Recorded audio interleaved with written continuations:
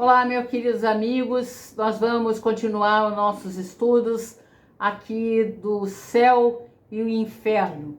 Nosso desejo é cada vez mais conhecermos essa doutrina que tanto nos fortalece o nosso coração, o nosso sentimento, e vamos estar estudando o céu e o inferno aqui no seu capítulo 1, intitulado O Futuro e o Nada. Kardec ele vem trazendo para nós, no início desse capítulo, a ideia de quanto nós temos assim pensamentos e desejos de ser feliz. Todo homem quer ser feliz. Todo homem que está vivendo aqui na Terra, independente da sua latitude e longitude. Então, trazemos em nós as revelações espíritas e ela nos traz esse conhecimento, o caminho, o desejo de buscar essa felicidade. Está latente dentro do nosso coração, nos nossos espíritos. Ele vem trazendo assim para a gente tudo isso, né? Porque estão dentro desses anseios, desses desejos de ser feliz. Nós teríamos que passar, de repente, pela dor da separação, né? Por que a gente passa por isso? Por essa dor da separação. O desencarne, por exemplo, de uma pessoa que a gente ama muito, um filho querido, um cônjuge, um irmão, um amigo, de repente chega esse desencarne e não temos respostas, acabou. E o pensamento vem, e aí acabou aqui. Como fica esse sentimento? Como fica tudo que foi construído no relacionamento, a amizade que foi aprofundada, os sentimentos que foram cada vez mais, nós podemos dizer, se espiritualizando, porque quando há aquele encontro, há o desejo de acertar esse sentimento de amizade, se aprofunda, ele vai se espiritualizando e as criaturas se tornam, e está lá no livro dos Espíritos, na parte 4, as criaturas vão se tornando momentos de muita alegria moral, junto com os seus queridos, sejam familiares, sejam amigos. E chega a morte. Como fica todo esse processo? Então Kardec diz quanto é terrível a ideia do nada. O quanto atinge o ser a perspectiva que aquele seu outro ser querido extinguiu-se, né? E ali como se fosse algo que não fosse importante e não tem mais como ter contato, imaginar que não vai ter mais essa presença física. Mas por diálogos, os pensamentos, nós vamos ter sim o conforto moral que aquela pessoa trazia para nós, certo? Então, Kardec faz com que reflitamos sobre a grande dor que é para a humanidade. O que seria para todos nós é pensar que um simples sopro do nada, aquela pessoa deixaria de existir. Ele vem dizendo para nós, assim, o homem seria, caso assim fosse mais infeliz que o próprio bruto, né? Seria mais infeliz que o próprio bruto. O bruto, que entendemos aqui que Kardec quer dizer, o animal que está lá vivendo a vida sem perspectiva de futuro, não tem ideia de Deus, não tem ideia de sua vida futura, está vivendo simplesmente para satisfazer suas necessidades de alimentação, de sobrevivência, em tudo. Então, o homem seria mais infeliz que esse ser, será? E esse ser está vivendo por viver, mas o homem que constrói, que projeta, que planeja, que busca algo sempre melhor no seu futuro, então ele seria mais infeliz que esse bruto, caso fosse verdade, a vida não continuasse a existir. Ele vem dizendo para todos nós a consequência muito grave dessa ideia materialista. Ele chegou a usar o termo materialista, que também traz para todos nós a consequência da filosofia niilismo, que é uma filosofia que pregava na época de Kardec, e não temos informação aqui na atualidade quando ainda, se ela existe, quantas pessoas ainda professam e militam dentro dessa filosofia, em que se prega que o nada não existe. Quais seriam as consequências morais? Ele vai citar vários exemplos. Um deles ele diz assim, que se nós imaginássemos que toda uma nação recebesse a notícia que daqui a 8 dias, ou um mês, ou assim um ano, né? Todos eles iriam, toda a nação juntinha teria a sua vida extinta. Como eles viveriam até essa data prevista, se fosse daqui a 8 dias, se fosse um mês, se fosse um ano? Como eles iriam conviver? Não iria naturalmente cada um buscar o que é melhor para si mesmo, ou que ele, na sua posição mental, no seu estágio evolutivo, no seu grau de compreensão, acharia o que é melhor para a sua vida? A felicidade não ia correr atrás de vivenciar o mais intensamente possível, buscar as riquezas materiais, buscar estar próximo daqueles que seria a pessoa riquíssima para a sua convivência? O que seria essa vida? Como seria essa vida? Onde as pessoas estariam buscando constantemente só viver para si?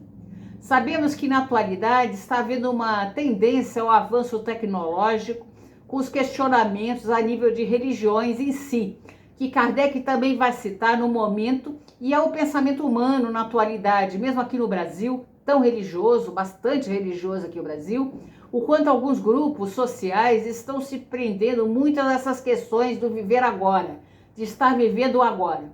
Aí eu não sei se essa vida continua, né, mesmo, e às vezes ouvimos assim a frase tão comum, principalmente aqui no Brasil: ninguém voltou de lá para dizer, né, se é verdade ou não. Ou, claro, fruto de total desinformação em torno de tudo que a ciência da época de Kardec, a época do século XIX, início ali do século XX, tanto trouxe para nós. É a falta da busca da própria pessoa em querer saber mesmo sobre essa vida, sobre a existência da vida após a morte.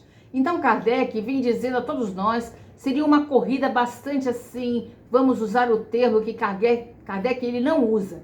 Usaremos aqui, seria uma vida, vamos usar esse termo, mas não, Kardec não usa, é totalmente amoral, totalmente despreocupada com o outro. O que importa é a linguagem coloquial. Primeiro eu, segundo eu, terceiro eu. Tem um ditado que diz assim: faria pouca e meu pirão primeiro, né?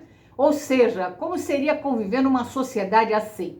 Muitas vezes dentro da própria família, bem pequena, e tendo essa família, há um elemento, seja um filho, seja um cônjuge, de uma existência muito voltada para ele mesmo. Ou seja, ele quando chega, ele vai lá na geladeira, estou dando exemplo aqui, ele busca justamente aquilo que sabe que todos lá vão. E poderia dividir, mas ele vai usufruir ali, usufruir daquilo que os outros não chegaram. Ainda mais ele vai usufruir do pedaço de pudim. Parece uma coisa bem material, mas tem a ver com a moral. Se o observarmos bem, ele vai usufruir, pois chegou primeiro. Chegou primeiro e o pudim é meu. Eu cheguei primeiro e o que sobrou lá, o suco, também é meu.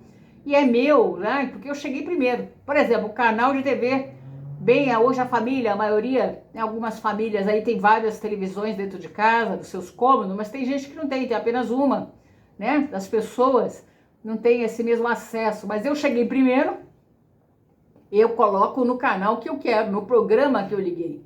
Então eu peguei o computador primeiro, como seria essa... eu peguei esse computador primeiro, então ele é meu. Então, como seria essa convivência, né, gente? Como seria essa convivência? Mais ou menos seria essa conotação moral que Kardec quer dar para todos nós, se as criaturas vivessem totalmente pensando que nada vai existir após a morte. Seria a correria de buscar viver intensamente a vida.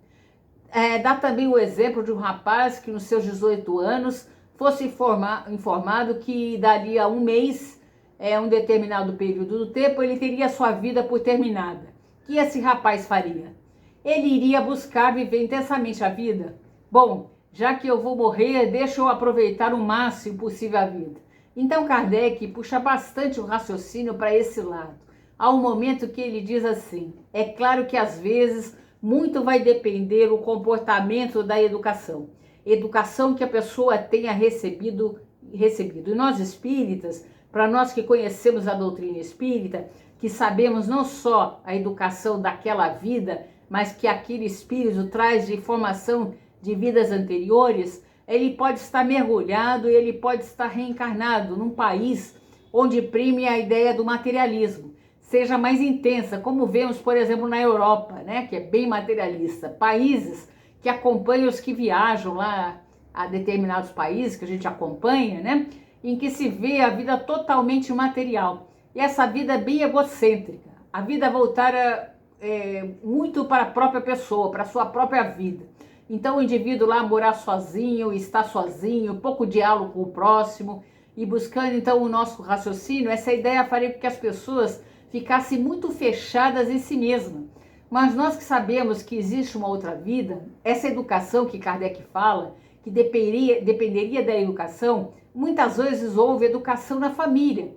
E ora mesmo que nessa família não se discutia, não se falava da vida após a morte, mas devemos respeitar o próximo. Mesmo recebendo essa educação, né, de respeito ao próximo, não acreditando em nada, só vai respeitar o próximo mesmo aquele espírito que já conquistou o sentimento mínimo em relação ao próximo. Isso com certeza teria conquistado em outra vida, visto que ele está mergulhado na família e num país em que se prega que não existe vida após a morte. Esse exemplo que nós estamos dando aí nesses países, né? E olha, só o raciocínio para que nós possamos assim guardar bem juntinho do nosso coração, né? Que nós estamos aí ligados ao próximo, espero eu, né? Então vamos estudando vagarosamente aí o livro, conhecendo devagar. Bons estudos a todos, espero que tenham compreendido. Bons estudos, boas reflexões.